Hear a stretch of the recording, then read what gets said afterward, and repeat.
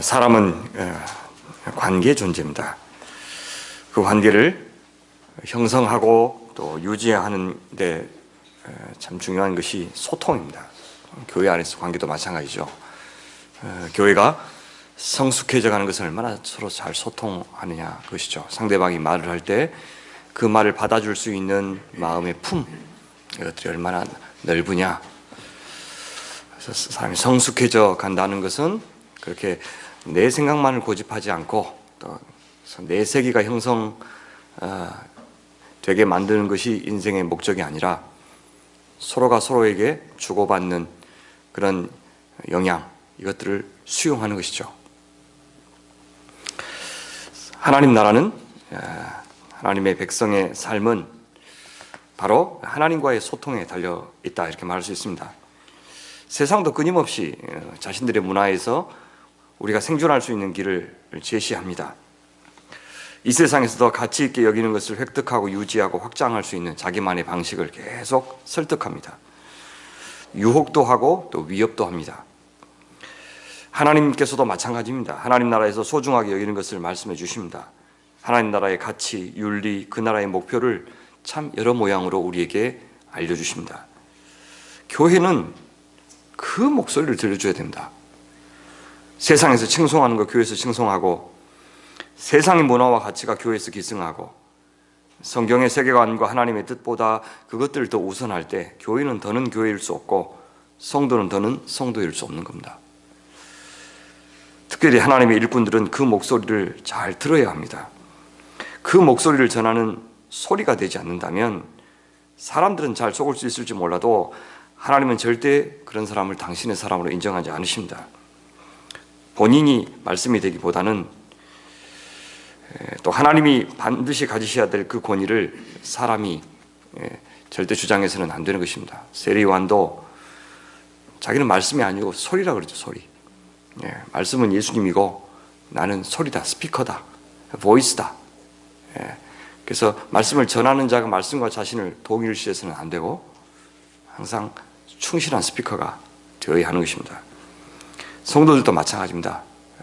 인간에 대한 권위를 이렇게 존중하는 것은 인간 자체에게 이유가 있는 것이 아니라 하나님의 말씀에 대한 권위가 인간에 대한 권위를 가져오는 것이기 때문에 자꾸 혼동해서는 안 됩니다.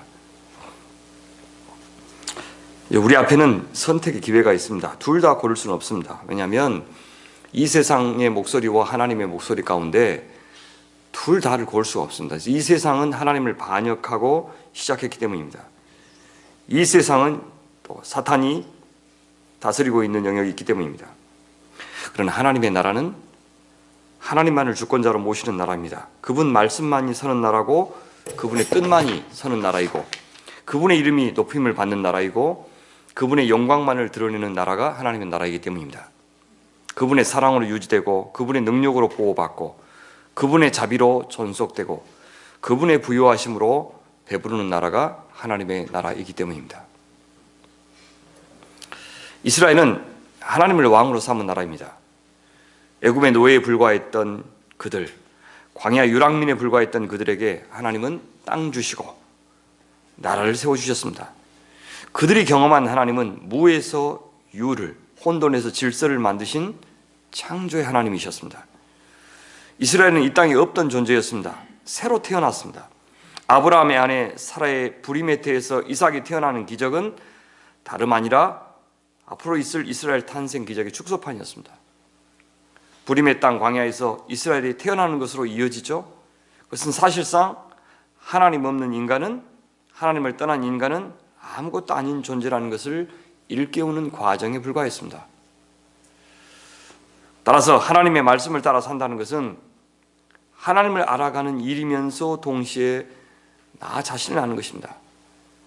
나 자신을 모르고서는 하나님을 제대로 믿을 수가 없습니다. 나중에 이제 저녁에 보겠지만 묵상이라고 하는 것은 생각을 생각하는 것을 묵상이라고 합니다. 어떤 행동을 하고 무슨 결정을 하는 나, 그 나가 왜 그렇게 행동하는지를 묵상하는 겁니다.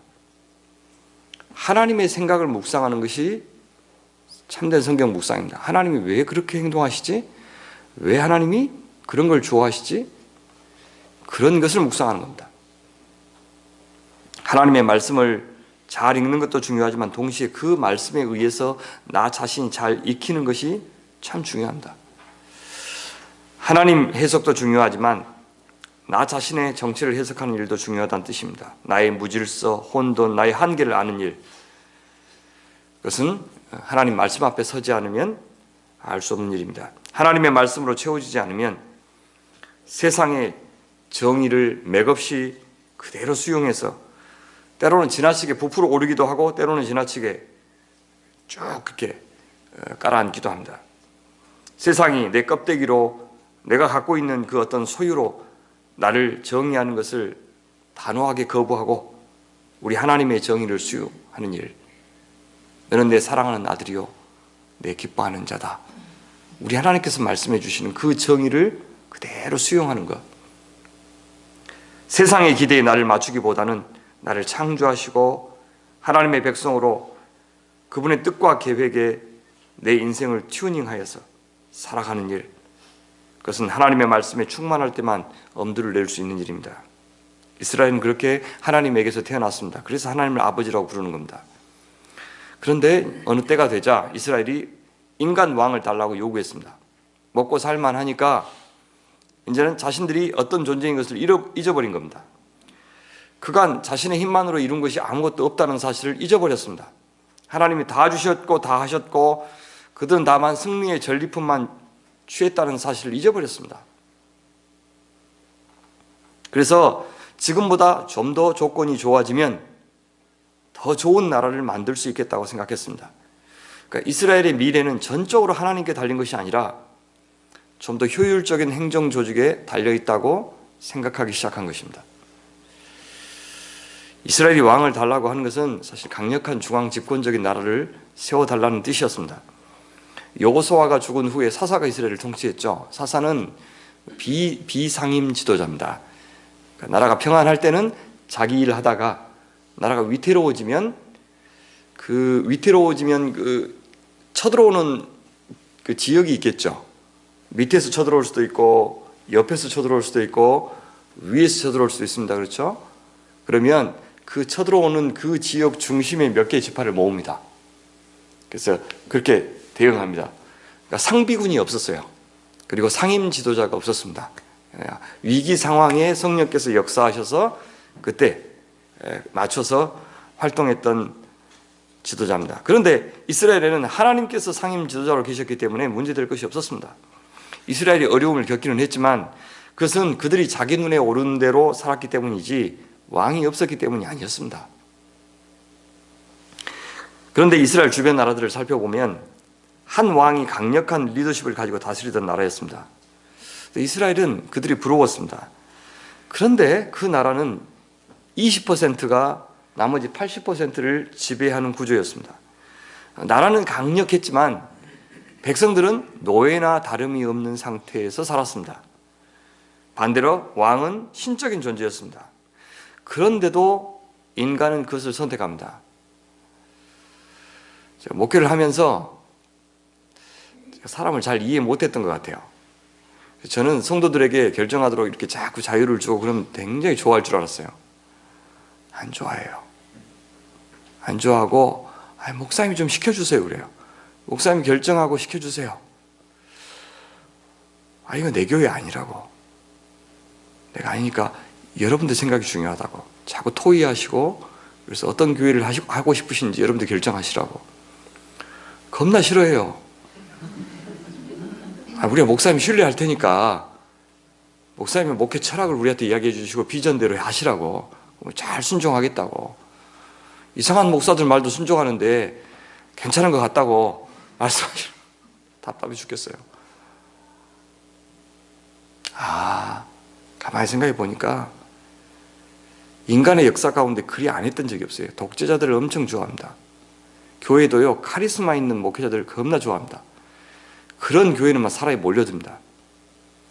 자기들은 그냥 따라가는 교회를 좋아해요. 우리에게 자유를 주어서 우리가 성숙하게 결정하고 시행착오를 감수하고 하는 것을 의외로 안 좋아하더라고요. 노예가 돼도 좋으니까 강한 나라 만들어 달라고. 그럼 이스라엘이 지금 뭘 구하고 있냐면요, 애굽에서 노예 생활을 하던 그때로 돌아가겠다고 요구하는 겁니다. 이것은 역출애굽 제안입니다. 하나님은 놀라운 능력으로 큰 자비와 사랑으로 그들에게 자유와 해방을 주셨는데 이스라엘은 다시 박해와 매임의 상태로 돌아가겠다고 요구합니다.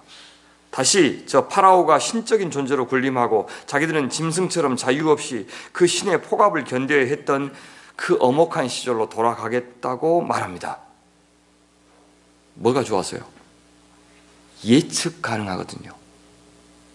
내일도 절대 먹을 것이 떨어지지 않습니다. 죽어라고 일하는 시절은 있겠지만 절대 먹을 것이 떨어지지 않습니다. 그렇다면 광야에서 그들이 조금만 먹을 것이 없고 마실 물이 없으면 광야로 돌아가겠다고 하나님 출애굽 무효로 시켜달라고, 거기서는 그래도 먹을 것이 있지 않았느냐고, 노예 생활을 했고 노역을 했지만 그래도 먹을 것은 항상 떨어지지 않고 있었지 않냐고, 나는 그렇게 노예로 살더라도 자유 필요 없으니까 노예로 살더라도 애굽에서 살겠다고. 우리 인간이 그런 겁니다. 왕을 달라고 요구하는 이 요구의 더 큰 문제는 그들이 하나님을 왕으로 인정하지 않겠다는 데 있었습니다. 그것은 하나님을 상대화하겠다는 뜻입니다. 무슨 말인지 아시죠? 하나님만이 유일한 참신이다라고 생각한 것이 아니라 그들이 지금 하나님을 포기한 것은 아닙니다. 하나님을 버린 것은 아닙니다. 이스라엘은 한 번도 하나님을 버린 적이 없습니다. 하나님과 우상을 겸하여 섬겼습니다. 그래서 공적인 영역에서는 하나님이 늘 예배를 받으셨습니다. 제사를 받으셨고 그들은 철저하게 잘했습니다. 그러나 사적인 영역에서는 자기들만의 신이 있었습니다. 왜냐하면 자기가 이루고 싶은 것을 하나님은 동의하지 않으니까. 그래서 자기만의 신을 갖고 있었습니다. 우상들을. 대놓고 그들은 하나님을 무시하지는 않았지만 더 이상 하나님은 전지전능한 절대 주권자는 아닙니다. 하나님이 못하시는 영역이 생긴 거죠. 그렇죠. 그것은 내가 다른 신을 의지하겠다, 다른 인간적인 방법을 의지하겠다, 그렇게 하는 겁니다. 그래서 무서운 겁니다. 우리가 예배 자리에 나오면서도, 교회에 충실하게 나오면서도 자기 우상 하나씩 다 갖고 있어요. 그래서 우리 자신이 스스로 속는 겁니다. 이스라엘은 그러나 착각한 것이 있습니다. 절대 하나님을 향한 사랑과 충성은 나눠줄 수 없습니다. 예수님은 두 주인을 섬길 수 없다고 하셨지 두 주인을 섬기지 말라고 하신 적이 없습니다. 인간 왕을 요구하는 순간 이스라엘에게는 하나님으로는 도저히 할 수 없는 어떤 것이 생긴 겁니다. 하나님이 주시고 싶지 않은 것을 그들은 인간 왕을 통해서 얻으려고 했습니다. 하나님이 요구하시는 거룩한 백성, 즉 이방 나라들과의 선명한 차이를 거부하고 그들처럼 되고 싶었습니다. 하나님 도움만으로는 안 되고 근사한 인간 왕, 인간 지도자가 있어야 얼마든지 강한 나라, 강한 교회 만들 수 있다고 그들은 생각한 것입니다. 하나님은 그 숭악한 속을 모르실 리 없습니다. 놀랍게도 거절하시지 않고 허락하십니다. 하지만 하나님은 그들이 원하는 대로 되게 하시지는 않습니다. 이스라엘 왕은 분명 열방의 왕들과 달라야 했습니다. 그것을 어기면 왕은 더 이상 왕일 수 없고 이스라엘은 더는 하나님의 나라가 될 수 없었습니다. 하나님의 나라는 하나님과 소통하는 나라이기 때문입니다. 하나님의 말씀이 통하는 나라이기 때문입니다. 하나님의 뜻만 서는 나라이기 때문입니다. 그래서 이스라엘 왕에게 다음과 같은 조건을 주십니다. 이제 너희가 구한 왕, 너희가 택한 왕을 보라. 여호와께서 너희 위에 왕을 세우셨느니라. 너희가 만일 여호와를 경외하여 그를 섬기며, 누구를 무서워하라고요? 여호와를 무서워하면, 세상을 무서워하지 않고 그의 목소리를 듣고, 콜이라고 하는 히브리 단어입니다. 그의 목소리를 듣고 여호와의 명령을 거역하지 아니하며 너희와 너희를 다스리는 왕이 너희 하나님 여호와를 따르면 좋겠지만은, 왕이 진짜 왕이 있다는 것을 기억하면, 그리고 그 정말 왕이신 저 하나님의 말씀을 들으면 왕 노릇하겠지만 그 말입니다. 목소리를 듣지 않고 거역하면 조상들 치신 것 같이 하나님의 손이라는 단어 기억하십시오. 하나님의 손이 너희를 치실 것이다. 그렇게 말씀하십니다. 이스라엘 왕의 사명은 분명합니다. 무엇입니까? 여호와의 목소리를 듣고 따르는 것. 여호와와 소통하면 형통하겠지만 여호와와 불통하면 불행해질 것이다 말씀하십니다. 그러면서 세 가지 하지 말라 그러십니다. 첫 번째, 사병 거느리지 말라. 많은 군대 말 거느리지 말라. 두 번째, 많은 아내를 두지 말라. 무슨 말이냐면 주변 나라들과의 정략 결혼을 통해서 외교 관계를 공고히 하고 그렇게 하지 말라는 것입니다. 세 번째, 지계표를 옮기지 말라 그럽니다. 경계표 있죠. 왕이라고 해서 힘이 많다고 해서 함부로 연약한 지파의 땅을 차지해서 경제력을 든든히 하는 일을 하지 말라 그 말입니다. 그럼 세 가지를 지금 거세한 겁니다. 첫 번째, 군사력. 두 번째, 외교력. 세 번째, 경제력. 요 세 가지는요, 주변 나라의 그 강력한 왕들을 왕이 되게 만드는 조건들입니다. 열방과 같은 왕을 주십시오 했는데 하나님은 그 열방과 같은 왕이 되지 말라고 하신 겁니다. 자, 그러면서 하나님이 세우신 이스라엘의 초대 왕은 누굽니까? 그렇죠. 구약 공부를 워낙 잘하셨다고 소문이 났습니다. 사울이죠, 사울. 자, 퀴즈 하나 내겠습니다. 사도 바울 아시죠? 사도 바울의 히브리식 이름이 뭡니까? 사울. 그러면 사도 바울은 무슨 지파 사람입니까? 그래서 베냐민 지파죠. 베냐민 지파의 사울이, 바울이, 그렇죠? 왜 히브리식 이름 사울을 지었는지 아시겠죠? 베냐민 지파에서는 이 사울이 대단한 인물입니다. 아주 존경받는 인물입니다. 베냐민 지파 위치를 한번 보세요.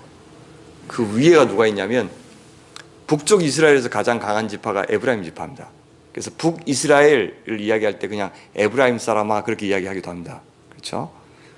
남쪽에서 가장 강한 지파는 우리가 잘 알죠. 유다 지파죠. 그 둘 사이에 끼어 있어요. 가장 강한 두 지파 사이에 끼어 있어요. 그리고 베냐민 지파 안에서 여러 가지 부족들이 있겠죠.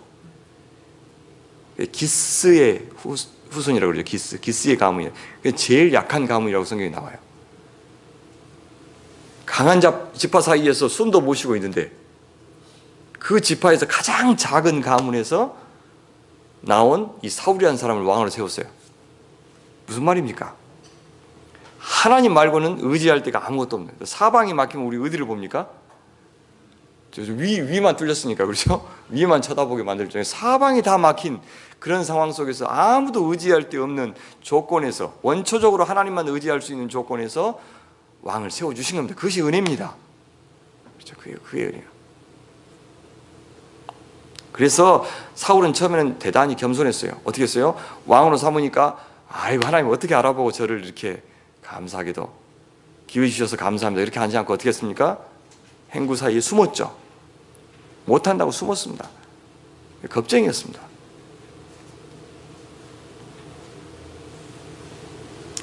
그렇게 겸손하게 하나님의 도우심을 의지해서 처음에는 승승장구했습니다. 그런데 그 성공이 그에게 득이 아니라 독이 되었습니다. 결정적으로 다윗의 등장과 함께 사울이 많이 변하기 시작합니다. 사람들이 다윗이 골리앗을 무찔러 이기니까 이제는 사울은 천천히고 다윗은 만만이다. 그래서 만만하게 생각했는데 아이고 이게 자기가 지금 아이고 호랭이를 키우고 있다는 것을 나중에 알았습니다. 그래서 이성을 잃었어요. 그래서 일생 내내 하나님의 말씀을 쫓은 것이 아니라 다윗만 쫓다가 스스로 목숨을 끊게 됐죠.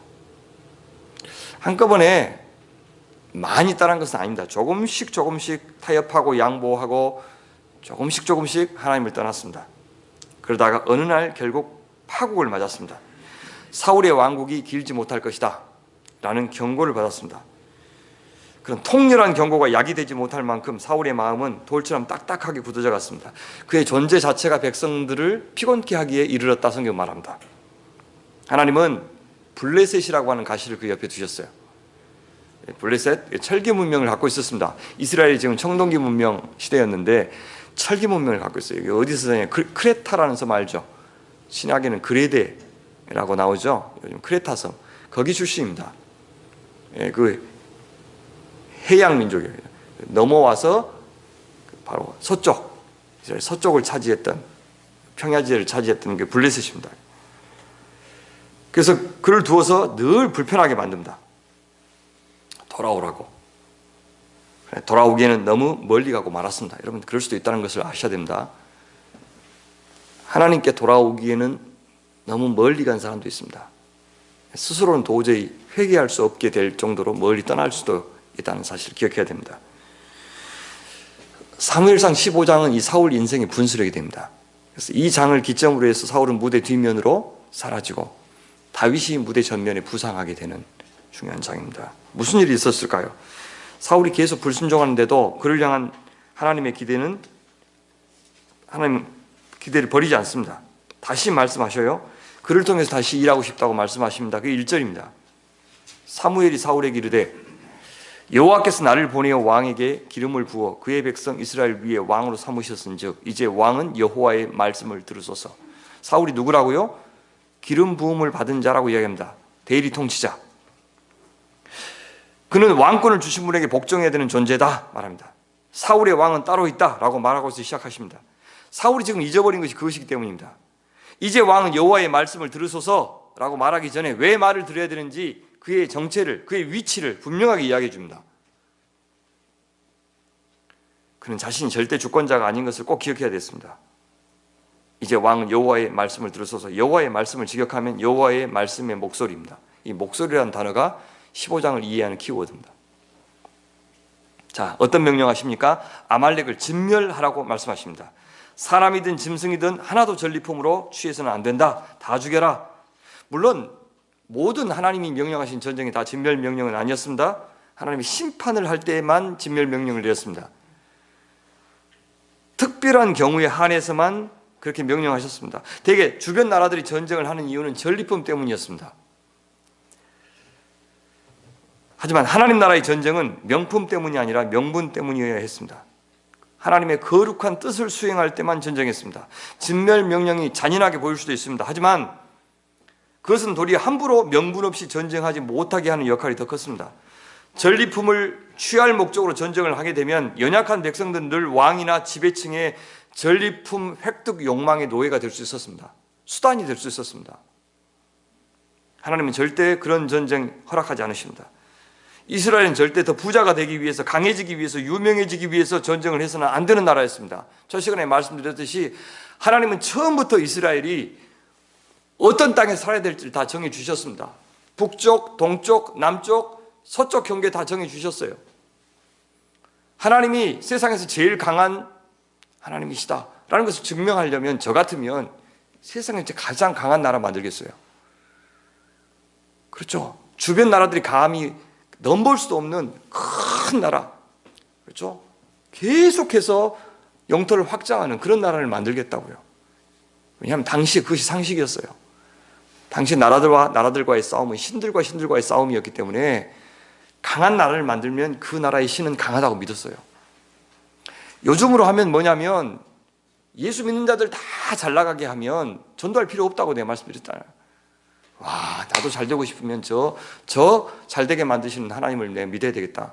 세상에서 제일 간단한 방법이에요. 부활하고 나서 예루살렘 성전에 한번 나타나면 게임 끝이라니까요. 그죠? 야구르지 여러분들아. 그럼 끝이에요. 근데 안 나타나요. 그래서 예수님 죽인 사람들 한번 혼내시면 되실 건데 그 쉬운 방법 안 써요. 그런 겁니다. 안 돼요.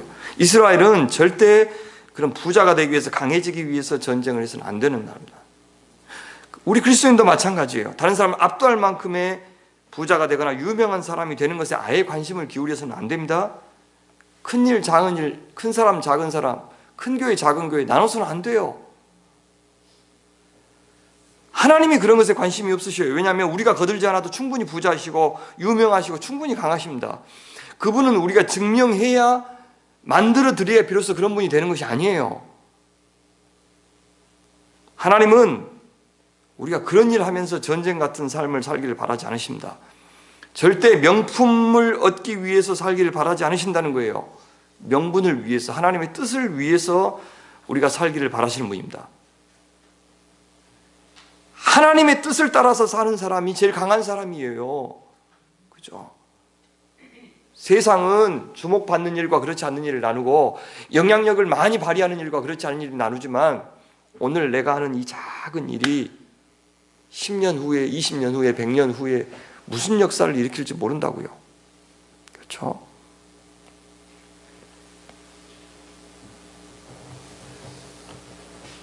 아말렉은 왜 그렇게 하나님께서 진멸하라고 하셨냐면 출애굽한 이후에 맨 처음 이스라엘 후미를 공격한 민족입니다. 출애굽 사건 이후에 처음으로 여호와만이 참 유일한 하나님이시다. 들으라 쉐마라는 말이 나와요. 그 전까지는 다신교 사회였어요. 근데 하나님이 처음으로 당신만이 참신인 것을 증명한 사건이 출애굽 사건이에요. 세상에서 가장 강한 나라였던 당시에 애굽을 초토화시킴으로써 애굽의 신보다 하나님이 더 위대하시다라는 것을 증명한 겁니다. 그러니까 열 재앙도 애굽의 신들에 대한 사실은 심판이었습니다. 근데 그 사건 이후에 이스라엘을 공격했다고 하는 것은 이 아말렉은 철저하게 하나님을 배반하고 반역하고 불순종하고 하나님의 권능을 인정하지 않는 그런 세력에 대한 상징으로 줄곧 쓰이고 있습니다. 그런데 사실 지금 사울이 아말렉과 전쟁하기 전에 진짜 먼저 싸워야 되는 대상은 누굽니까? 바로 사울 자신 안에 있는 아말렉입니다. 하나님을 업신여기고 하나님의 구속의 역사와 언약을 잊어버리고 그의 말씀을 가볍게 여긴 아말렉과 사울은 사실 다를 바가 없습니다. 교회 안에 있는 아말렉이 있고 교회 밖에 있는 아말렉이 있다니까요. 진짜 무서운 것은 밖에서 우리에게 막 공격하고 할 때는 교회가 굉장히 순수하고 영롱해집니다. 더 믿음이 생깁니다. 그렇죠. 외부적인 교회가 망하는 것은 안에서 싸워서 망하지 밖에서 박해를 줘서 망하는 게 아니에요. 밖에서 박해해가지고 교회 찢어진 거 봤어요? 요 안에서 싸워가지고 다 찢어지는 거예요. 다 망하고 교회는 스스로 망했습니다. 밖에서 핍박이 있을 때는 안 망했어요.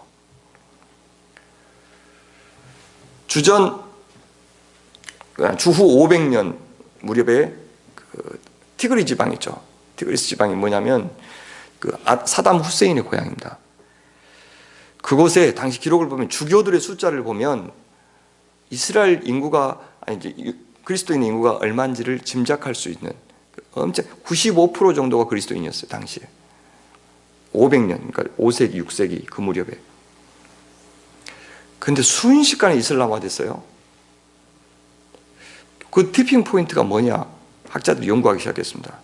이슬람이 왔을 때 다 유지해줬어요. 그 모든 종교 지도자들의 특권들을 다 그대로 물려주고 예배도 다 드리라 그러고 재산도 하나도 뺏지 않았어요. 한 가지만 요구했어요. 예수가 신이라는 것만 가르치지 말라 그랬어요. 예수가 신이라는 것만 가르치지 말라. 하나도 핍박을 받지 않았는데 100년 안에 싹 없어졌어요. 그러나 끝까지 동굴로 들어가가지고 항전한 사람들 있죠. 그것은 우리 시대까지 지금까지도 그리스도인들이 남아있어요. 사담 후세인의 고향 있죠. 그쪽에 그리스도인들이 굉장히 많이 남아있어요. 박해하지 않았는데도 예수 그리스도가 구원자고 유일한 구원자이시라는 사실을 전하지 않은 것만으로 교회는 무너졌습니다.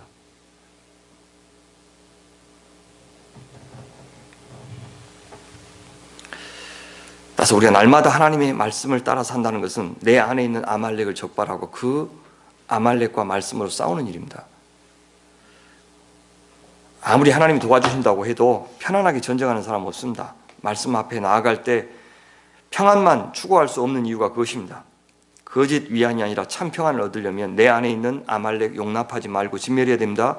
우리 교회 안에 있는 아말렉의 문화, 하나님을 멸시하는 문화, 내 이웃을, 그죠? 내 지체들을 업신여기는 문화, 차별하는 문화, 이런 것들을 없애야 됩니다. 그런데 사울은 눈앞에 아말렉과의 전쟁하라고 하는 명령에 어떻게 반응했습니까? 무려 21만 명이 참전해서 매복 공격을 통해 대대적인 승리를 거둡니다. 겉으로 보면 순종한 것처럼 보여요. 예전의 사울로 돌아온 것처럼 보입니다. 그런데 문제가 생겼습니다. 아말렉 사람의 왕 아각을 사로잡고 칼날로 그의 모든 백성을 진멸하였으되 사울과 백성이 왕 아각과 그의 양과 소 중에서 가장 좋은 것, 기름진 것, 어린 양과 모든 좋은 것을 남기고 진멸하기를 즐겨 아니하고 가치 없고 하찮은 것은 진멸하니라. 거룩한 전쟁에서 진멸은 희생 제사의 의미도 있습니다. 그렇다면 사울은 가치 없고 천한 것들만 하나님께 제물로 바치고 좋은 것, 기름진 것, 이것들은 남겼다. 남겼다는 말 직역할까요? 아까워했다. 그것들은 하나님 앞에 바치기 아까워했고, 그래서 바치지 않고 자기가 취한 거죠. 하나님의 말씀을 다 지키기에는, 하나님께 다 드리기에는 너무 좋은 짐승들이 있었던 겁니다. 성경은 그것이 사울과 백성이 한 마음 되어서 그렇게 했다고 고발하고 있습니다. 3절에서 진멸 명령을 내릴 때 복수형이 사용되고 있습니다. 그러니까 사울뿐만 아니라 백성들에게도 명령한 것이죠. 그런데 백성들 역시 하나님의 뜻을 어겼습니다. 안타깝게도 사울은 하나님과 생각을 맞춘 것이 아니라 백성과 생각을 맞추었습니다. 그렇게 하는 것이 둘 모두에게 득이 되는 것처럼 보였습니다. 아각 왕을 사로잡아 옴으로써 사울은 기울어져가는 자신의 정치적인 위상을 높일 수가 있었습니다. 자신의 건재함을 백성들에게 과시할 수 있었습니다. 백성들은 전쟁에서 명품뿐만 아니라 명분뿐만 아니라 명품도 가져갈 수 있어서 좋았습니다. 순종했습니다. 그러나 절반의 순종이었습니다. 그러면 하나님은 절반만 순종해도 만족하실까요? 아이고 그만하면 되었다. 아이고 네 실력으로 그만큼 했으면 됐지.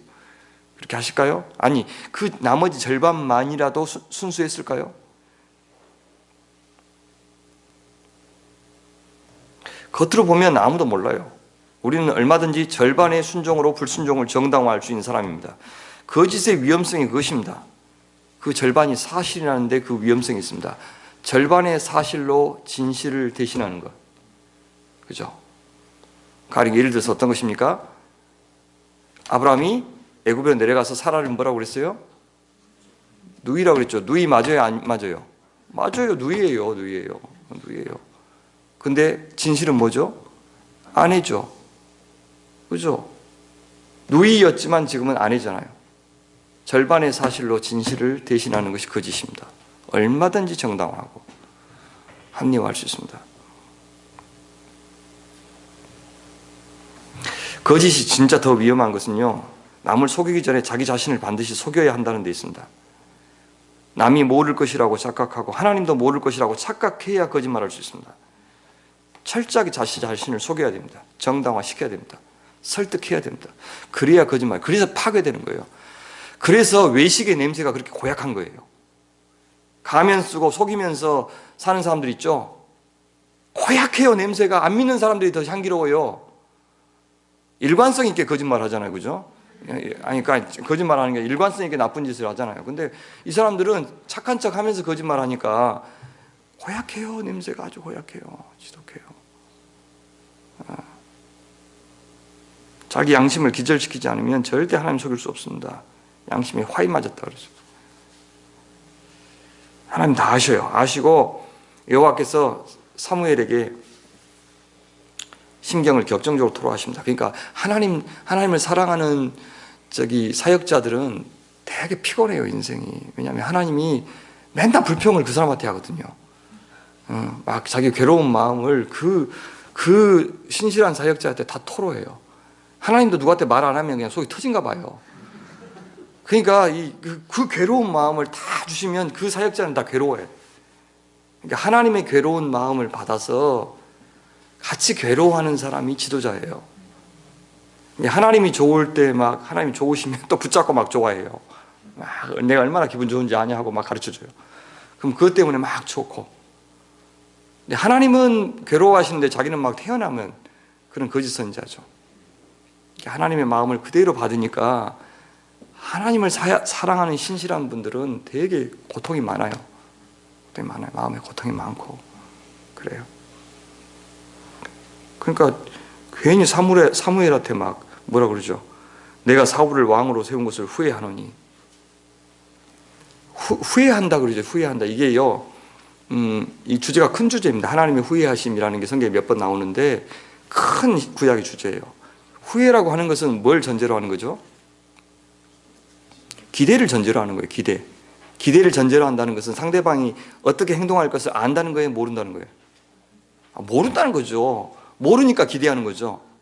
후회한다는 것은 어때요? 그 기대가 그죠? 배신으로 돌아왔다는 거죠. 기대가 꺾였다. 그 말이에요. 그러니까 하나님에게 사실 어울리지 않는다는 겁니다. 그 말은 철저하게 하나님이 인격적인 존재로 사람을 대우하셨다. 그래서 자신의 사실은 전지성과 전능성을 포기하신 거죠. 일부 유보시킨 거예요. 후회한다. 충격적인 고백입니다. 사실은. 하나님은 그가 돌이켜 나를 따르지 아니하며 내 명령을 행하지 아니하였음이라 하신지라. 사무엘이 근심하여 온 밤을 여호와께 부르짖으니라. 하나님 절반의 순종이라도 인정하신 겁니까? 아닙니다. 인정 안 하셨어요. 하나님은 이렇게 진단하시요. 돌이켜서 나를 따르지 않았다. 내 명령을 행하지 직역할까요? 이루지 않았다. 하나님의 판단은 단순 명료합니다. 왕은 하나님의 명령을 이루지 않았습니다. 성취하지 않은 사명, 그것이 왕에게나 그리스도인에게 혹은 교회에게 가장 위협적인 일입니다. 그가 눈치를 봐야 될 대상은 백성이 아니라 하나님이었습니다. 그가 갈망해야 되는 것은 정치적 위상이나 경제적 혜택이 아니라 하나님의 평판이어야 했습니다. 사무엘은 사태의 심각성을 깨닫고 온 밤을 지새우며 부르짖습니다. 사무엘이 근심했다고 말합니다. 무엇을 그렇게 부르짖었을까요? 사울을 향해서 하나님 긍휼을 베풀어 주십시오. 내가 내일 아침에 사울한테 찾아가가지고 잘못을 내가 이야기할 테니까 그때 만약에 사울이 돌이키면 하나님 용서해 주십시오 라고 부르짖었지 않겠습니까? 그게 이제 지도자의 태도입니다. 아무리 못된 일을 한 성도라도 하나님 좀 용서해 주십시오. 정말 저 영혼을 위해서 근심하면서 용서해 주십시오 하는 것입니다. 이게. 그래서 사역자들이 암 걸려서 죽는 건데 진짜 존경하는 제 아버지 같은 목사님이 암 걸려서 돌아가셨어요. 작년에. 제 인생에서 참 큰 위기였습니다. 진짜 죄송한데 아침마다 냉수 마찰하시고 산에 올라가서 기도하시고 60세 넘어도 이 인라인 허리 굽혀서 타시고 의사가 무슨 스트레스를 그렇게 받았어? 근데 나는 알아요. 저는 알아요. 무슨 스트레스를 받았는지. 고약한 장로님들이 계셨거든요. 너무너무 시달리셨어요. 너무너무 시달렸어요. 근데 끝까지 용서하셨어요. 그분 성함이 송용석인데 별명이 송용서였어요. 너무 용서를 잘하시니까. 근데 온몸으로 받으신 거죠. 그 고통을 온몸으로 받으셨어요. 온몸으로 받으셨어요. 지도자는 그걸 각오하고 가야 됩니다. 그걸 각오하고. 정기적으로 암 진단 받으십니다.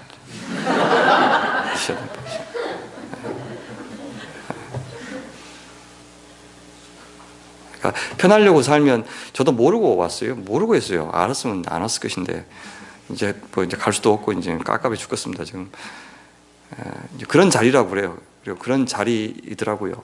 그러니까 그냥 옳고 그름 따져가면서 할 말 다 하고 그건 뭐 목회자 왜 해요?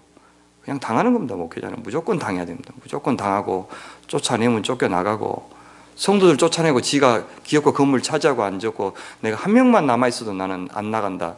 그건 썩을 놈들입니다. 그건 사역자 자세가 아닙니다. 무조건 교회를 지켜야 됩니다. 무조건 교회를 지키고 무조건 억울한 일 당하고 그게 원래 숙명이에요. 사역자들 숙명이에요. 그래야 돼요. 그래야 교회가 살아요.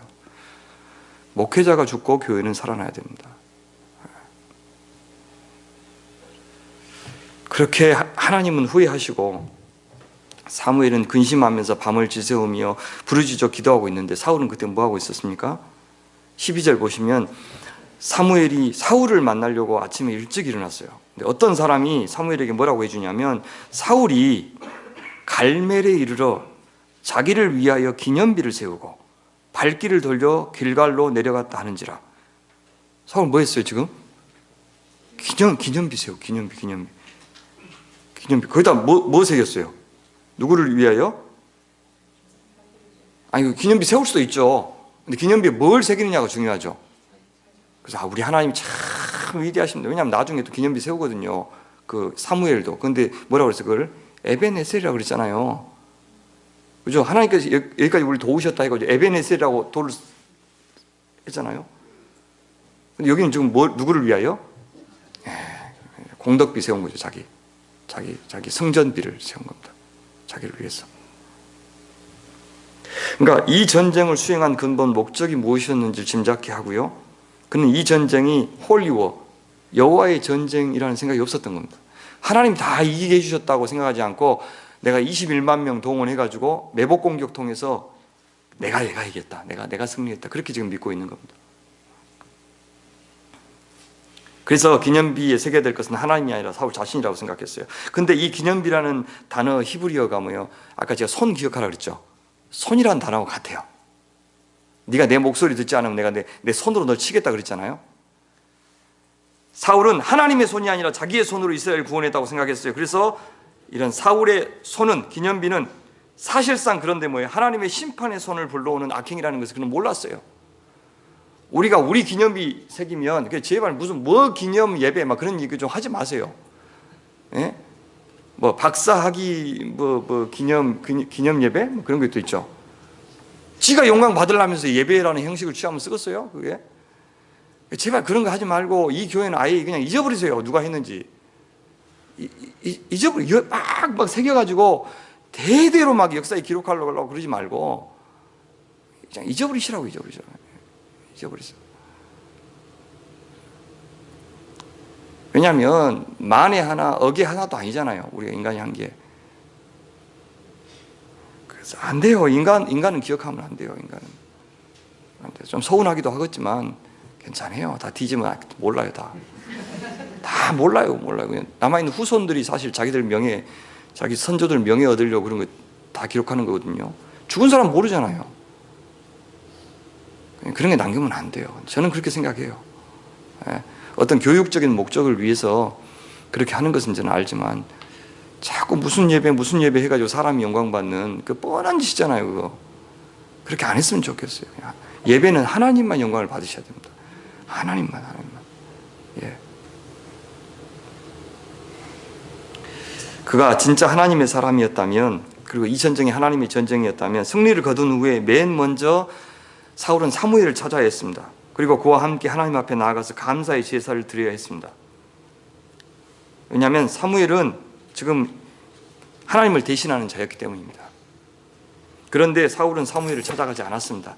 아니, 만날 수가 없었겠죠. 죄 지은 사람이 하나님 앞에 나아가는 것 어지간한 강심장 아니면 어렵습니다.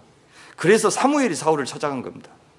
사울은 사무엘의 얼굴만 봐도 오금이 저렸을 겁니다. 항상 의존해야 되지만 쳐다보기도 싫은 불편한 얼굴, 그 앞에만 서면 왜 나는 작아지는지, 그죠? 초라해졌고 누추해졌습니다. 그래요. 말씀 앞에 나아가기 싫은 사람, 기도하기 싫은 사람, 예배의 자리를 멀리하는 사람, 영적 지도자와의 교제가 자연스럽지 못한 사람, 그것은 내가 하나님과 만나기 어려울 만큼 삶이 거룩하지 못하다는 증거입니다. 근데 그럴수록 더 나아가야 되는데 못 나가죠. 그것을요, 근접성의 역설이라고 불러요. 근접성, 어려운 말 아닙니다. 하나님 앞에 더 가까이 근접하는 사람은 더 거룩한 사람입니까? 아닙니까? 예? 상식적으로. 그렇죠. 더 거룩하니까, 하나님과 친하니까 더 가까이 나가잖아요. 근데 가까이 나가면 나갈수록 뭘 확인해요? 자기가 죄인인 것을 확인하잖아요. 그러니까 깨끗한 사람일수록 자기가 누구라는 것을 더 잘 알아요. 죄인이라는 것을 알아요. 멀리 있는 사람들은 자기가 얼마나 죄인인지 몰라요. 모르니까 더 못 나가요.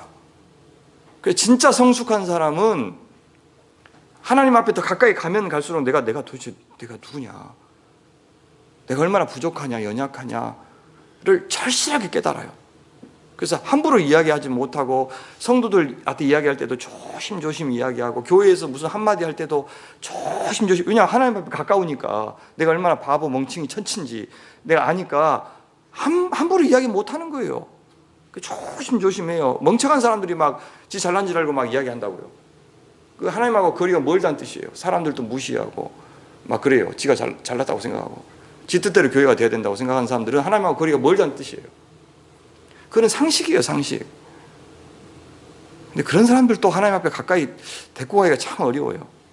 자기가 꽉 차 있으니까, 하나님이 들어갈 여지가 별로 없으니까. 그것이 이제 근접성의 역사를 그렇게 얘기합니다. 그래서 이런 말씀 사경회 같은 것이 그래서 필요한 겁니다.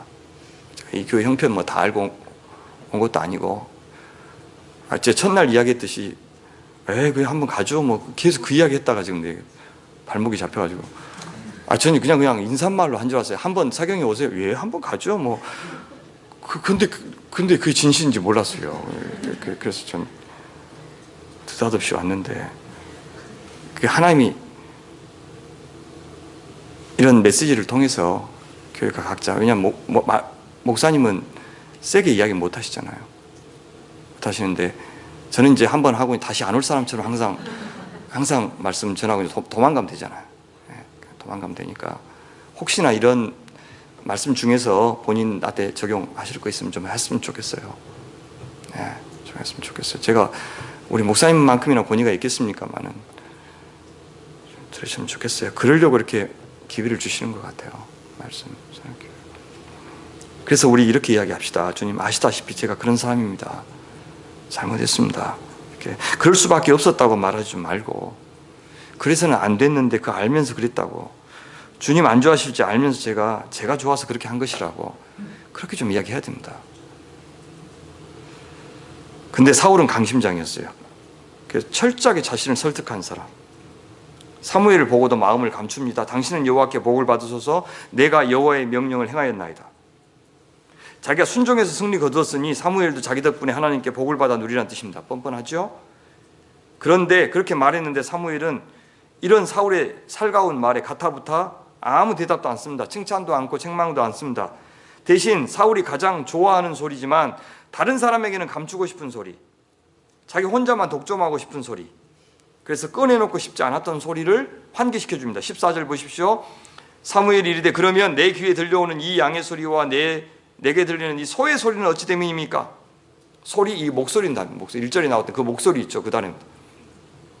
하나님의 말씀의 목소리를 들어야 했던 사울은 그 목소리보다 양의 목소리와 소의 목소리를 더 좋아했습니다. 그것은 사실상 사울 속에 감추어진 은밀하게 감추어진 욕망의 목소리였습니다. 돈의 목소리, 명예의 목소리, 권력의 목소리, 자존심의 목소리, 그 소리 듣느라고 사울은 하나님의 목소리를 듣지 못한 겁니다. 듣기는 들었어도 절반만 들었습니다. 듣고 싶을 때만 들었고, 듣고 싶은 것만 들었고, 듣고 싶은 대로만 들었습니다. 사울에게 하나님의 말씀은 절대적인 것이 아니었습니다. 계산해보고 이익이 된다 싶으면 취사 선택할 수 있는 다양한 옵션 가운데 하나에 불과했습니다. 그러면 무슨 말입니까? 하나님은 사울 인생의 주인이 아니라 그냥 컨설턴트라는 거예요. 받아들여도 되고 거절해도 되는 것이 조언 아닙니까? 컨설턴트의 조언. 근데 여러분, 하나님은 우리에게 컨설팅 따위를 하시는 분이 아닙니다. 하나님은 명령하시는 분입니다. 명령.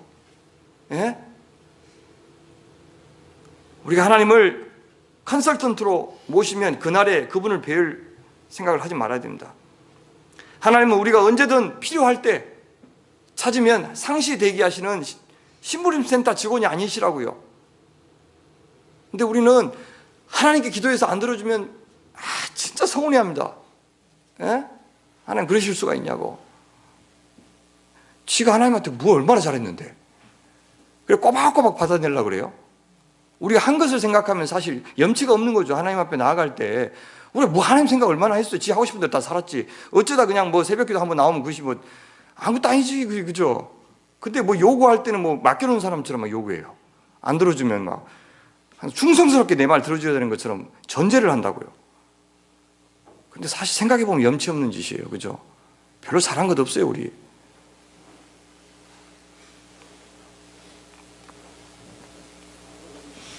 근데 우리가 사는 시대는 교회를 향해서, 목회자를 향해서 성도들이 우리가 끌고 오고 있는 이 양의 목소리, 소의 목소리 지적하지 말라고 말합니다. 그건 불문율입니다. 그건 사적인 영역까지 말씀 사역자가 간섭하고 말씀으로 꼬장꼬장 지적하면 그 살아남기 어렵습니다.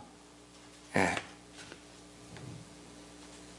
부자가 천국에 들어갈 수 없다는 말하면 안 됩니다. 돈이 일만하게 뿌리라는 말씀 성경에 있는데도 거론하면 안 되고요.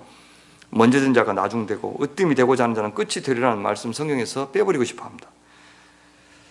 목회자, 교회 안에서 큰 권력 행사하도록 묵인해주고 성도들은 교회 안과 밖을, 영적인 것과 그렇지 않은 것을, 주일과 주중을 철저히 나누어 살아도 무방하다고 면죄부를 주면서 둘은 공생합니다. 목회자가 말을 하기는 해요. 꾸중하기도 해요. 그러나 성도들의 마음에까지 와닿게 말하면 안 돼요. 그래서 기분 나쁘게 하면 안 돼요. 그래서 항상 완충지대가 있는 거죠. 거기다만 총알이 떨어져야 돼요. 열심히. 성도들도 목회자에게 엄청난 권력을 줍니다. 다 하시라고, 다 하시라고.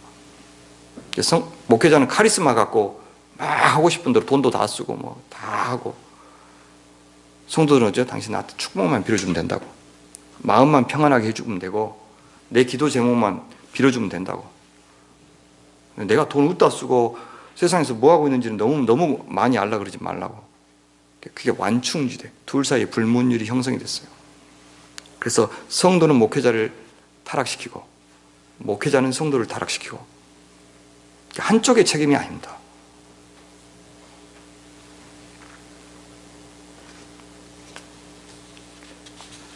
목사들이 성도를 향해서 그렇게 남의 눈에 피눈물 나게 하면서까지 자기 배 불리는 놈들에게 천국 어림도 없다고 말한다면, 그 말에 진심으로 화답하는 성도들이 있다면 확성기 틀어놓고 전도 안 해도 사람들은 예수 믿겠다고 찾아올 겁니다. 부동산 투기 서울에서 정말 힘든가 봐요, 사기. 내 아는 어떤 의사인데, 의사는 좀 버는데 자기 집이 없으니까 한 1억 원 정도가 막 전세금이 올라가니까 계속 바깥으로 밀려나는 거예요. 서울에서 바깥으로 밀려나고. 근데 같은 그리스도인들끼리 그런 짓을 해요. 저는 교회에서 목사님들이 자기 성도들한테만 절대 그렇게 전세비 높이지 마라. 감가상각도 있으니까 더 낮춰라. 하든지 동결해라. 순종해라, 그렇게. 그 말만 들었으면 무슨 부동산 대책이 무슨 필요가 있어요. 그렇게 확 올려가지고 11조 내면 좋아하니까 그런 짓거리 하는 거죠. 그리스도인만 잘 살면 돼요. 저는 그렇게 생각해요.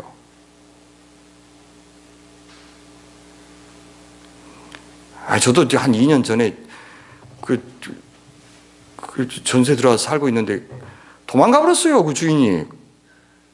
그래가지고 경매로 넘어갔어요. 썩을 놈이. 안수집 싸요, 그 안수집. 내가 목사인지 알아요. 그런 단계요.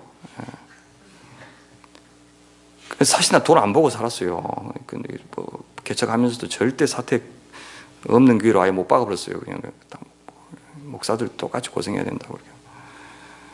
차도 주지 말고 뭐 아무것도 주지 말라고. 내 차 내가 기름 쓰고 교회 일할 때는 교회차 쓰면 되지. 차를 뭘 놔주냐고. 뭐 그렇게 좀 쿨하게 했으면 좀 뭐 챙겨주기도 하고 뭐 그래야 될 거 아니야, 하나님들. 있는 집까지 가져가 버리고. 그래서 어차피 집 장만했어요. 경매 받아가지고 엄청 빚 내가지고 경매 받았어요. 집 있어요. 저도 한국에 집을 줘도 꼭 그런 식으로 줘야 되겠어요? 그러니까 친구가 없다니까, 하나님이. 내가 이야기했잖아요. 안 친절해요. 근데 내가 가난한 목사인지 알면서도 그런 짓을 해요. 그러니 목사 아닌 사람한테는 피도 눈물도 없이 하겠죠.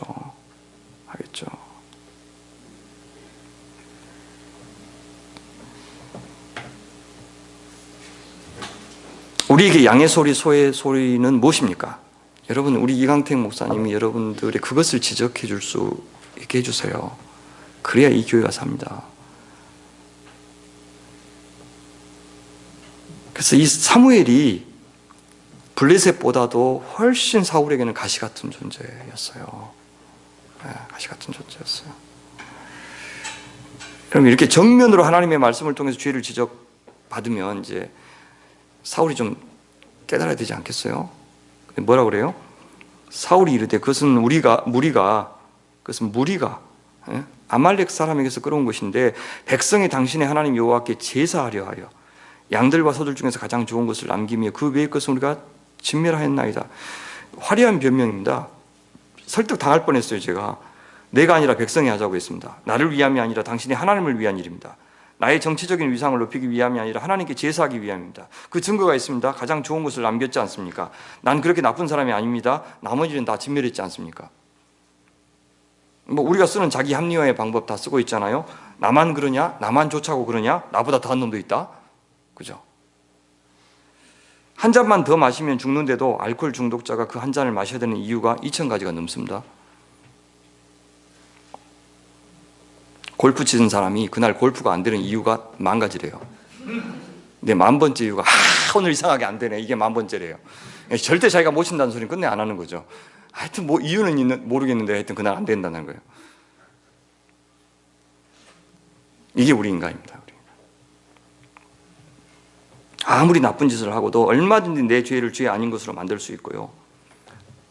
날 그렇게 나쁜 사람이 되지 않게 할 수 있는 비상한 능력을 가진 사람입니다. 그래서 전문적으로 하는 사람을 변호사라고 부르죠. 그래서 저희 교회 변호사한테 그랬어요. 절대 죄를 죄 아닌 것으로 만들지 말고 죄를 지을 수밖에 없는 사람으로 만들지 마라. 그래서 돈 벌지 마라. 내가 그랬어요. 세상 사람들이 그렇게 잘하는 놈을 훌륭한 변호사라고 그렇게 이야기하지만 너는 그렇게 살면 안 된다. 저 사람 바꾸는 것을 목적으로 해야 된다. 그리고 죄를 시인하게 만들어라. 당장 형을 낮추는 데 목적을 두는 게 아니라 그 이후에 저 사람이 변화되는 것을 목적으로 해서 그렇게 해라. 그래도 잘 나가요. 정말 그렇게 하거든요. 그래서 재판장이 놀라요. 저렇게 순순히 자기 잘못을, 자기 몫을 부인해도 사실은 웬만하면 속일 수가 없는데 하나님 복 주시는 거죠. 사실은 더 많이 붙여주시는 거죠. 정직하게 해도.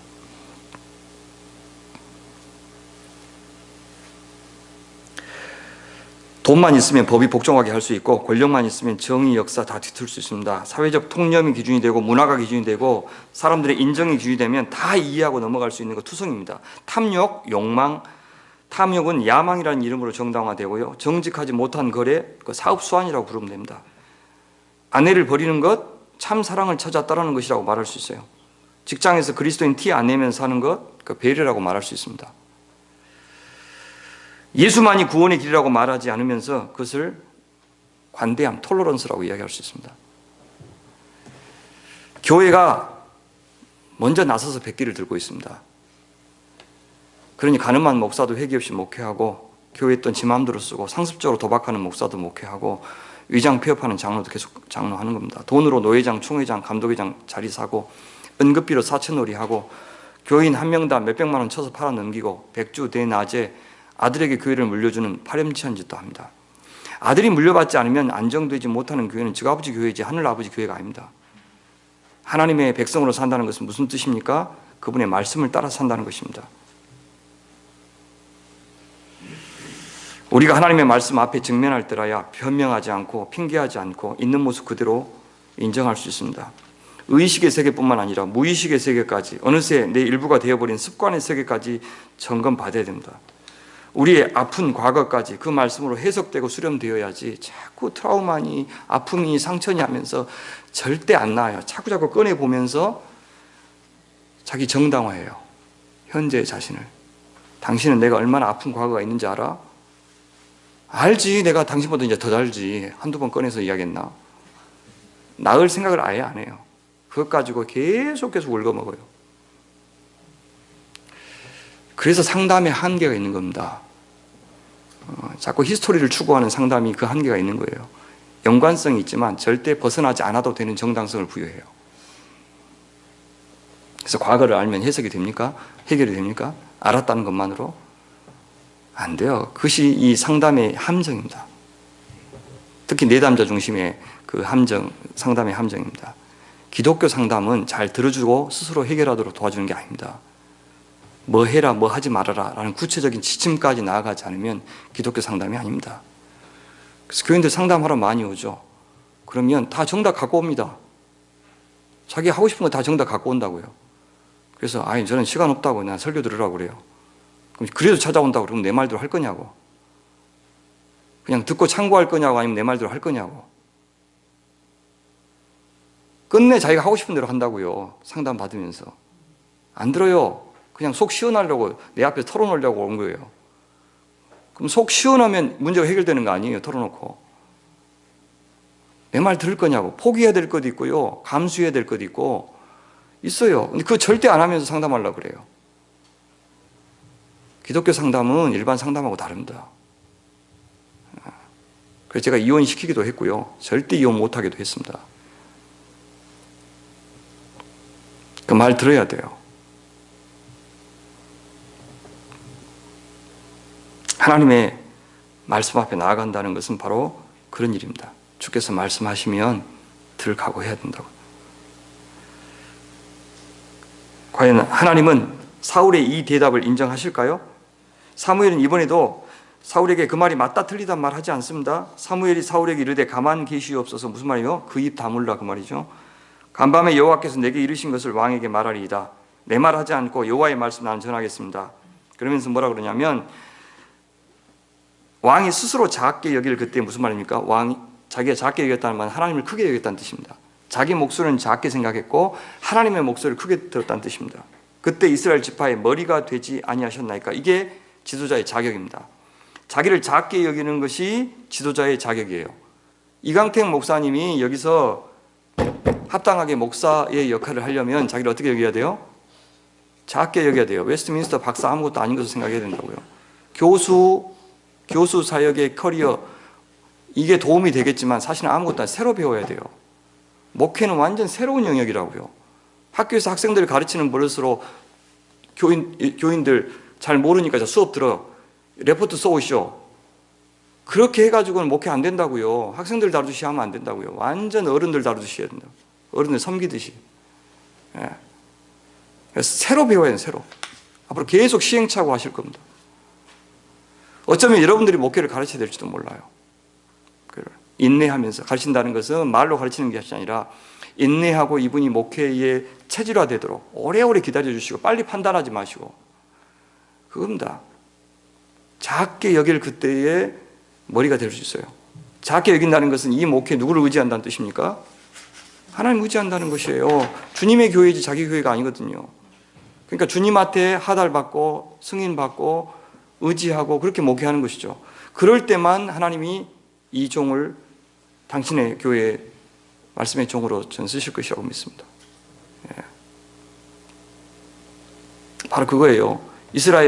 사울은 살만하니까 안정되니까 간이 부었던 겁니다. 초심을 잃었어요. 하나님 안 보였고 그분 목소리 안 들렸습니다. 권력의 자리에 앉히기도 하시고 내리기도 하시는 분이 하나님이신 것을 잊었어요. 여러분 괴력의 소유자 삼손에게 가장 큰 대적은 누구였습니까? 무엇이었습니까? 삼손의 괴력이었어요. 그 괴력이 블레셋을 무서워하지 않게도 하였지만 동시에 그 괴력이 자기가 한 여인보다 약한 사람인 것 잊어버리겠어요. 꿀 한 송이보다 약한 사람인 것, 물 한 모금 없으면 살 수 없는 사람인 것 잊어버리게 만든 것이 그 괴력이었어요. 진정한 힘의 근원은 머리카락이 아니라 나시린의 정체성을 지키는 것이라는 사실을 망각하게 한 것은 삼손의 약점이 아니라 가장 큰 장점이었던 괴력이었습니다.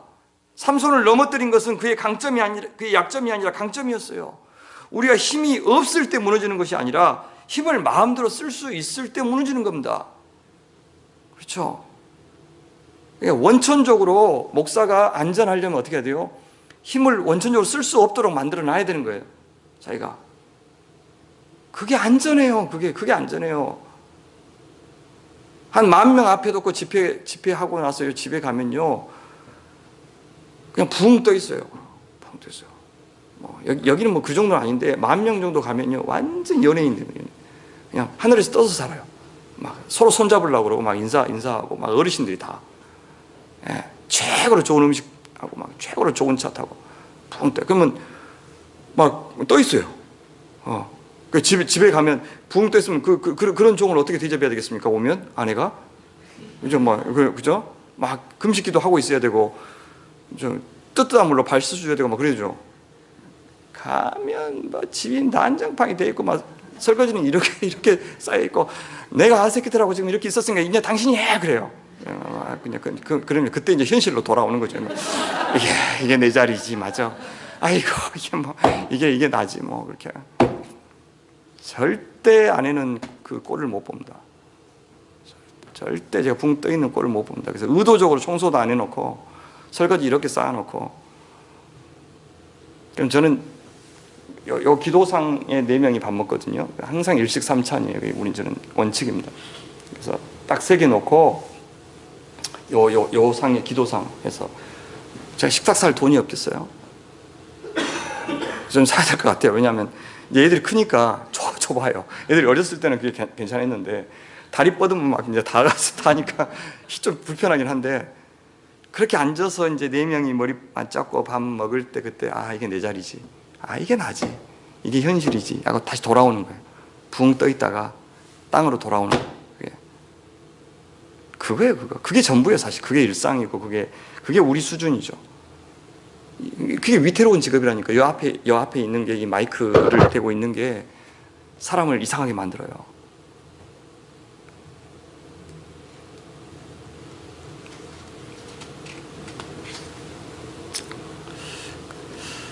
사울은 화려하고 많은 말로 자신 순종했다고 말했지만, 하나님은 어떻게 평가하십니까? 어찌하여 왕이 여호와의 목소리를 청종하지 아니하고 탈취하기에만 급하여 여호와께서 악하게 여기시는 것을 행하였나이까? 목소리 청종 안 했다. 탈취하기에만 급했다. 여호와의 눈에 악하게 보이는 것을 행했다. 의도는 좋았지만 결과는 기대에 못 미쳤다. 그래서 이해한다가 아닙니다. 온통 처음부터 끝까지 전리품 생각뿐이었고 들키고 싶지 않은 마음뿐이었다. 철저하게 자기 눈에 오른 대로, 하나님의 눈에 악한 대로만 했다. 하나님의 목소리 아예 안 들었다. 하나님 안 믿은 것이다. 그렇게 말씀하십니다. 믿음이 부족했다고 말한 것이 아니라 안 믿었다고 말씀합니다. 여러분, 그런 고민하지 않으세요? 왜 나는 했던 회개 또 하고 했던 회개 또 하고 그런. 근데 사실은 우리가 하나님의 은혜를 모르는 겁니다. 안다고 착각하는 거예요. 그 십자가의 진짜 의미를 모르는 거예요. 모르는 거예요. 안다고 생각하는 거예요. 나의 죄를 위해서 돌아가셨다, 그 사실이 무슨 말인지를 그냥 문자로는 아는데 그 뜻을 모르는 사람이 어디 있어요. 근데 그게 진짜 무슨 의미인지는 모른다니까요. 미닝은 아는데 significance는 모른다는 말이에요. 어려운 말이 아니에요. 엄마가 그 우유 상했다, 그 말은 무슨 말이에요? 그 말은 미닝이죠. 근데 significance는 뭐예요? 먹지 말라는 말이에요. 어떤 녀석이 그 우유 상했다, 어머니 잘 이해했어요 하고 꼴깍 마시면 어때요? 우유 상했다는 인포메이션 잘 받았어요. 그죠? 아들아, 저 욕실 앞에 물 흥건하다 그러면 갈 때 조심하는 뜻이죠. 아니면 닦으라는 뜻이죠. 어머니 확인했어요. 어머니 말이 맞네요. 이제 그런 사람이 없잖아요. 십자가라고 했을 때, 은혜라고 했을 때 그 미닝은 알아요. 근데 significance는 모른다니까요. 몰라요. 그게 실제 내 삶에, 내 인격에, 내 인생에 어떤 영향을 미쳐야 되는 단어인지를 모르는 거예요. 아직도 몰라요. 주님께서 용서하셨다, 당신께서 대신 저주를 담당하셨다, 그 말이 무슨 말인지 뼈에 사무치도록 다가오지 않는 거예요. 모르는데 안 것처럼 생각한다니까요. 그게 교조주의의 위험이에요. 그게 교리 공부만 막 잘한 사람들이 있죠. 그런 사람들의 위험이 알고 있다고 생각해요. 근데 얼마나 교만한지 몰라요, 그런 사람들이. 이 웨스트민스터 출신들이 진짜 겁나게 그래요. 죄송합니다. 웨스트민스터가 그래요. 뭐가 있는 것으로 착각해. 한국에서 웨스트민스터 공부하는 사람들 보면요, 미친놈들 미안해요. 진짜 이상한 놈들 많아요. 자기들이 뭐 엄청난 사람들인 것처럼 착각을 해요. 왜냐하면 그런 신학을 배웠기 때문에. 오너브댐입니다. 그건 오너브댐이에요. 자기들만 오른 게 아니라. 의미만 알고 자기가 알았다고 생각해요. 근데 그렇게 지금 그게 신앙의 수준을 결정하는 거예요. 아무것도 몰라도요, 평생 기도하시는 우리 권사님들 그 시그니피컨스를 아는 분들이 많다고요.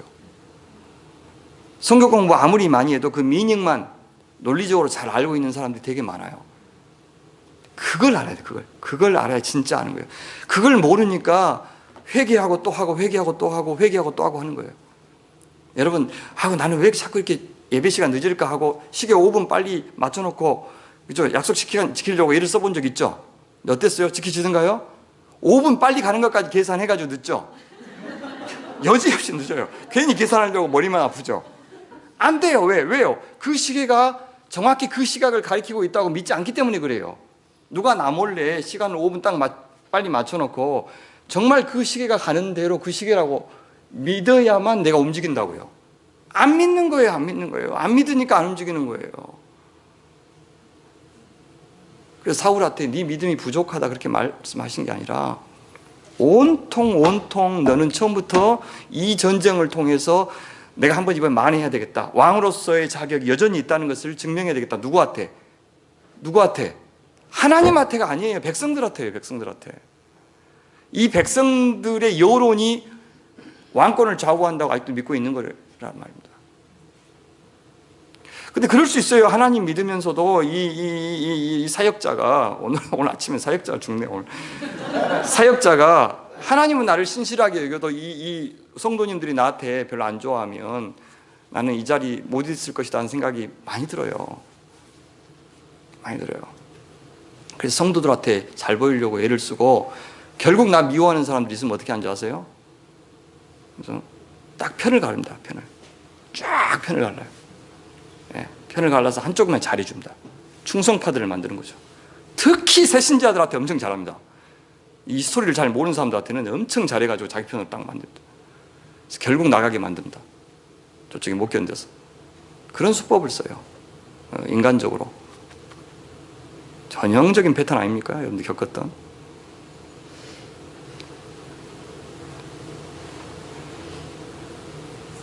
우리 하나님은 내가 충성한 것 아니면, 사랑한 것 아니면, 그 사랑이 순종으로, 말씀 청종으로 나타나지 않으면 마음이 안 움직이시는 분입니다. 이렇게 한 번은 직접적으로, 한 번은 간접적으로 사울은 잘못을 지적받았습니다. 그런데도 사울은 어떻게 반응합니까? 똑같이 반응해요. 또 보십시오. 20절 말씀 똑같아요. 말이 똑같아요. 앞에서 했던 말 분명히 아니라고 이야기하고 악이라고 이야기했는데도 안 바뀐다니까요. 그 말 똑같이 반복해요. 어제 그랬죠. 자기만의 언어가 없는 사람들은 하나님을 경험하지 못한 사람들이라고. 정말 그래요. 이제 우리 장로님이 이야기했나요? 우리 한 3년 전에 그 유럽의 종교개혁지 탐방을 빙자해서 유럽 여행을 다녀온 적이 있어요. 근데 그때 겁나 은혜를 받으신 거예요, 장로님이. 장로님이 갔다 와서 그 주에 대표 기도를 하셨어요.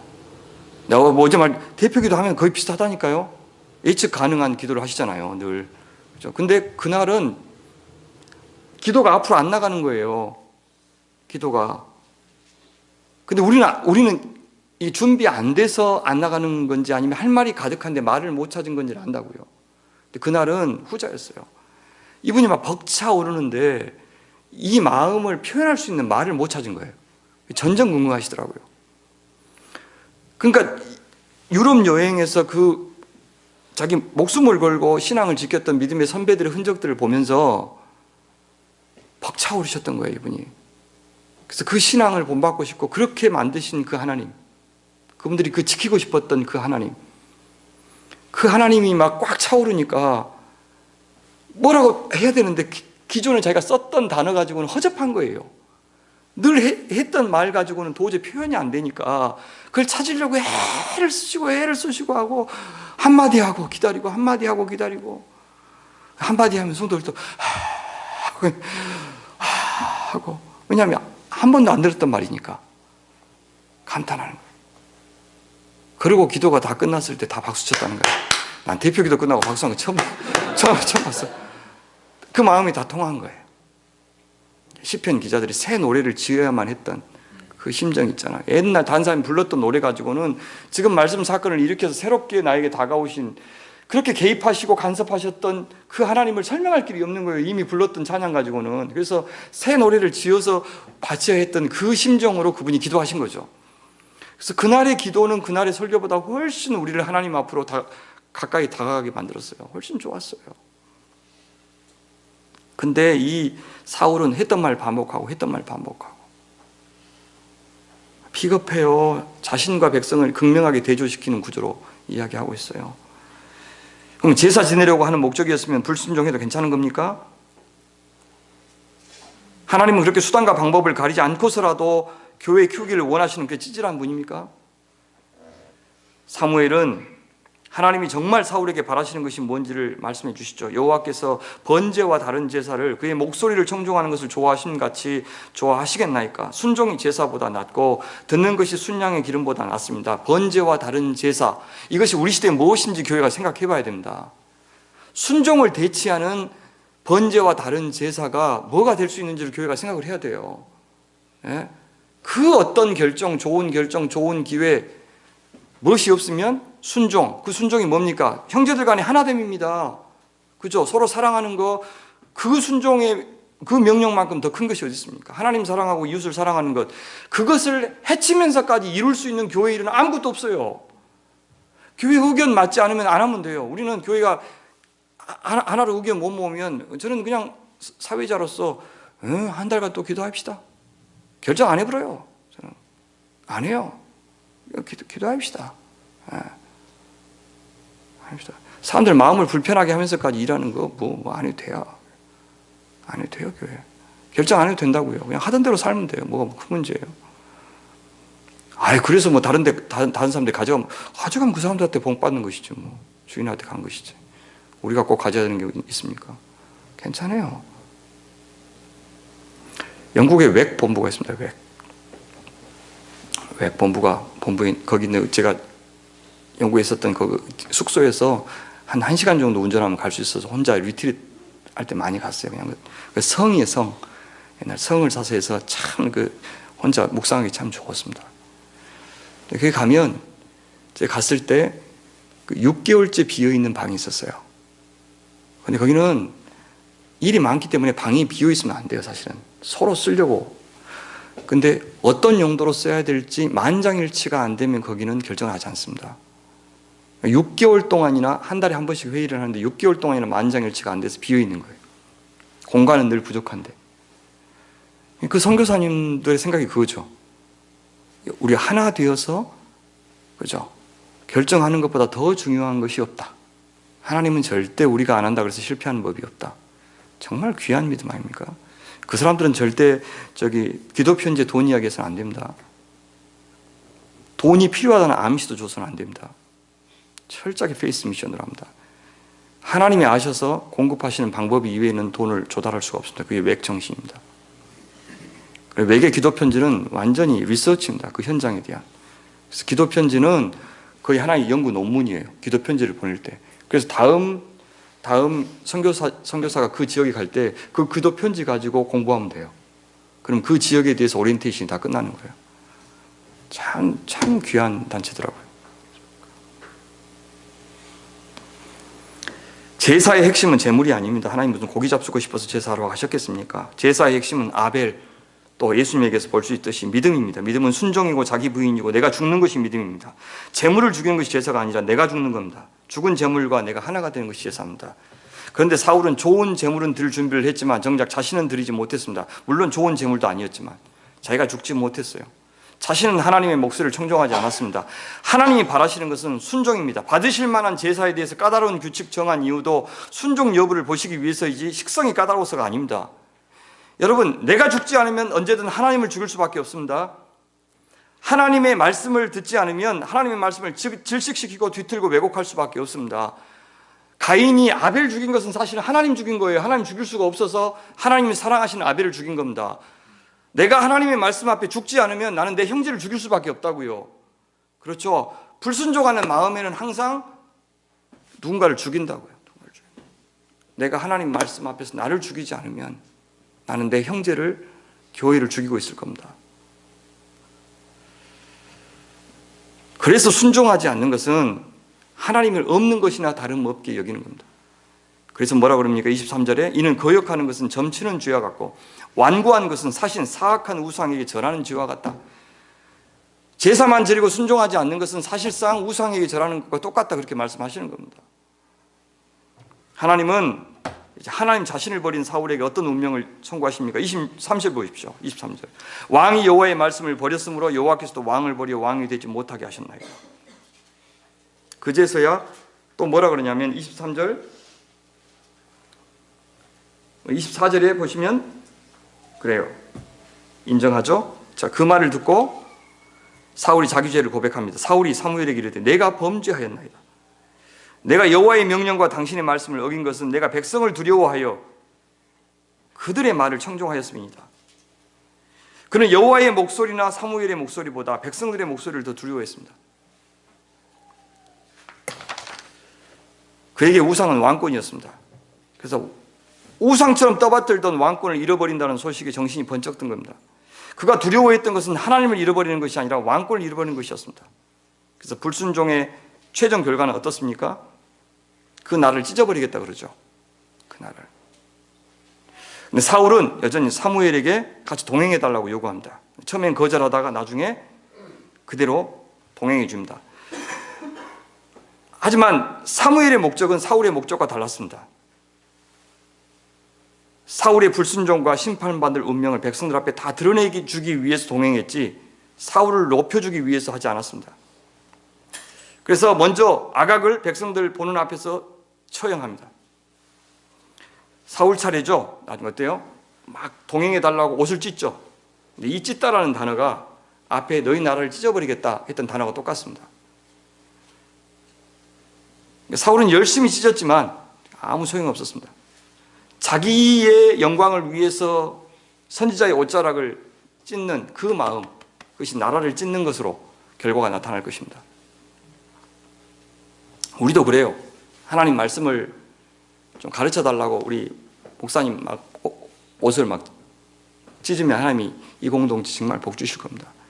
근데 나를 높여주기 위해서 막 기도해 달라고 그죠? 무당처럼 만들어가지고 막 옷 잡고 막 찢으면 어때요? 여러분들 찢으실 겁니다. 그래서 부디 많이 사용하시라고요. 좀 가르쳐 달라고, 인도해 달라고 가르쳐 막 이렇게 해가지고 1년에 옷을 몇 번이라도 이렇게 갈아입어야 될 정도로 옷이 찢어져가지고 아니 철갑옷을 입고 그래서 사시든지 그래서 그렇게 요구하십시오. 목사는 성도들이 만드는 겁니다.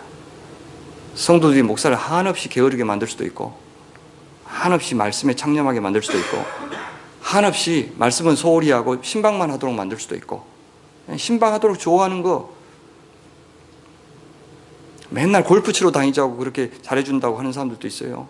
어떤 교회는 그게 목사를 위한다고 생각하는데 목사님 건강 생각해서 골프 같이 칩시다. 그럼 말씀 소홀히 하죠.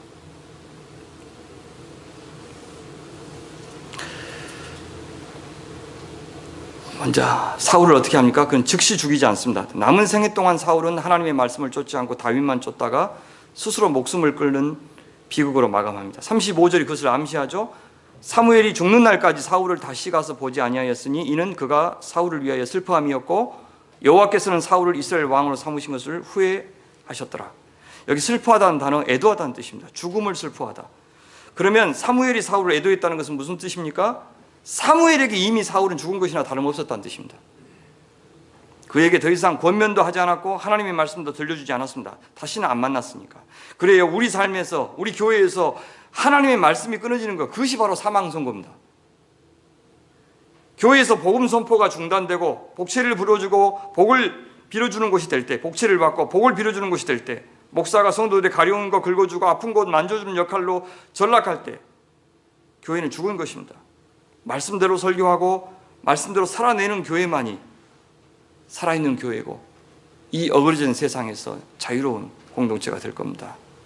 말씀을 맺죠. 우리 교회는 어떤 목소리가 가장 크게 들리는지 좀 보시면 좋겠어요. 나의 앉고 일어서는 것, 나아가고 멈추는 것을 결정하는 목소리는 뭡니까?